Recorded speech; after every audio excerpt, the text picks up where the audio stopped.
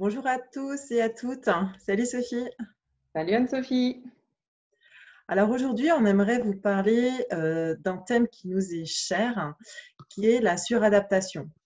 C'est quoi se suradapter? Euh, Comment est-ce qu'on sent qu'on est en suradaptation? Pourquoi, enfin, c'est quoi les risques de ça? Et puis, finalement, qu'est-ce qu'on peut mettre en place? En tout cas, nous, qu'est-ce qu'on a fait pour pour sortir de cette suradaptation et rester ancré dans notre territoire? Voilà. Donc, Sophie, est-ce que tu as envie de nous partager, toi, ce que ça veut dire pour toi, la suradaptation?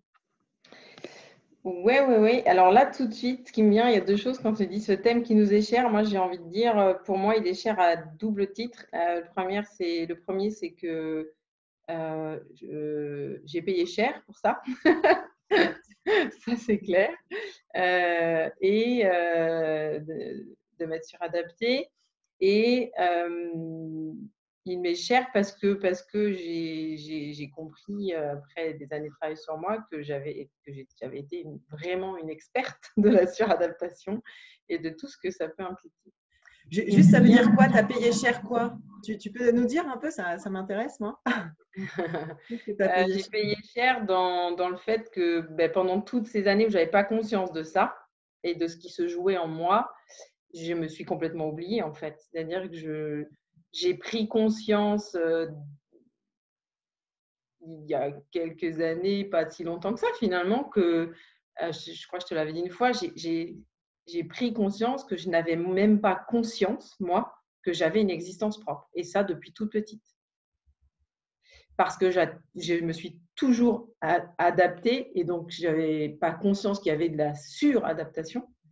Je me suis toujours adaptée à mon environnement, et ça a commencé aux autres, et ça a commencé par mes parents, en fait, pour aller chercher l'amour. Alors tu vas me dire, c'est peut-être normal au départ. Là où ça devient problématique, c'est quand ça se poursuit dans l'âge jeune adulte.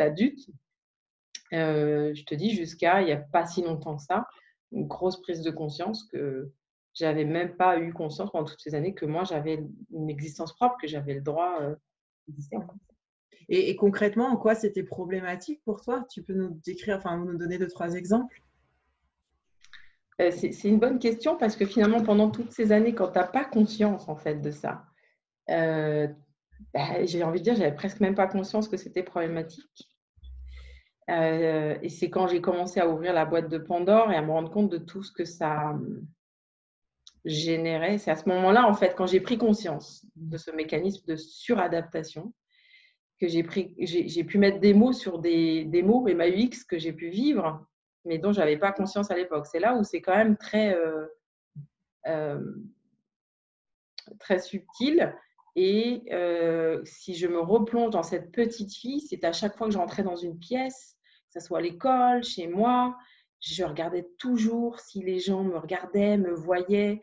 Je me demandais toujours, même dans l'habillement ou dans le regard extérieur, ou quand je posais des mots, en fait, je ne savais pas ce que je voulais, qui j'étais. Je cherchais tout le temps ce qui pouvait plaire à l'autre, en fait. Donc, ça a généré des mécanismes intellectuels très intéressants, hein. Donc, si je Mais comprends bien, Sophie, c'est comme si il y avait une part en toi qui recherchait la validation à l'extérieur de toi, enfin la validation de qui tu es, peut-être de tes choix, de tes désirs, de ton, de ta façon de vivre ta vie, c'est ça. mais qui cherchait une validation qui remettait le pouvoir à l'autre, Ouais. finalement presque pas de choisir pour toi, mais quand même en tout cas d'un haut à minima d'influencer tes choix, c'est ça? Alors, plus la validation, ça me parle. Et du coup, je peux te répondre plus précisément en quoi c'était problématique. C'est que si j'avais quelqu'un en face de moi bienveillant, avec plein d'amour, etc., il validait. Alors, ça restait bien sûr une validation extérieure.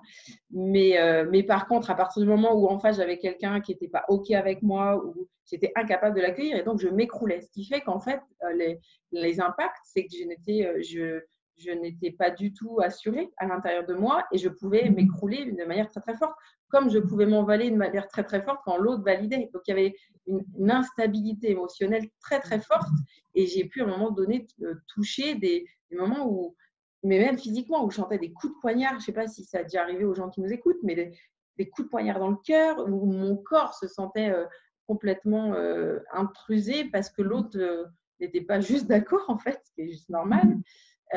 Et donc, j'ai pu avoir vraiment des moments ouais, de négation de moi, de me sentir vraiment nulle, en fait, à partir du moment où l'autre était déjà juste pas d'accord avec moi. Alors, t'imagines si quand l'autre ne trouvait pas OK ce que je faisais. Donc, ça vient toucher vraiment à ce sentiment finalement de sécurité intérieure. Enfin, moi, c'est ce que j'entends Ouais, quand tu ouais, ouais. parles. Ouais. Et qui, enfin, bon, moi, ça fait beaucoup d'écho aussi de voilà, sécurité intérieure, estime de soi, quelle confiance et quelle valeur je m'accorde intrinsèquement, c'est-à-dire indépendamment du regard de l'autre. Et puis, peut-être avec ce risque de tomber dans la dépendance affective ou dans des addictions à parce que l'autre me valide mes choix, me valide mes projets, etc.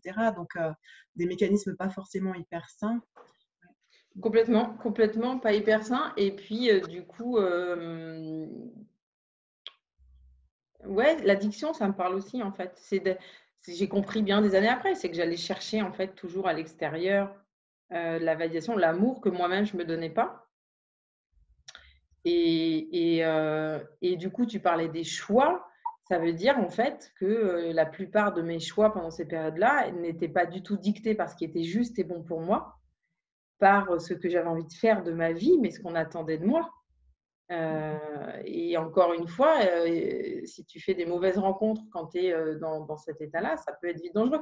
Et j'ai envie de dire, même si les rencontres sont bonnes et que les gens sont bienveillants et pleins d'amour, il n'empêche qu'à un moment donné, je n'existais pas, en fait, vraiment pour qui j'étais.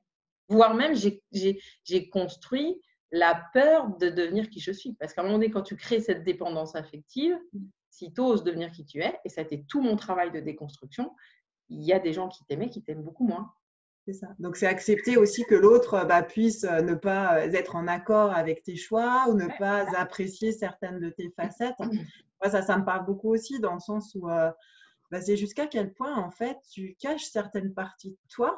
Oui. Donc, moi, j'ai des exemples hyper précis sur des projets où moi, j'avais besoin que ça avance vite, etc. Mais quand j'étais dans des équipes, il fallait tout le temps que je m'adapte aux uns aux autres. Donc, en fait, j'arrivais pas à dire que moi, mes besoins, c'était de travailler avec tel type de personnes, etc.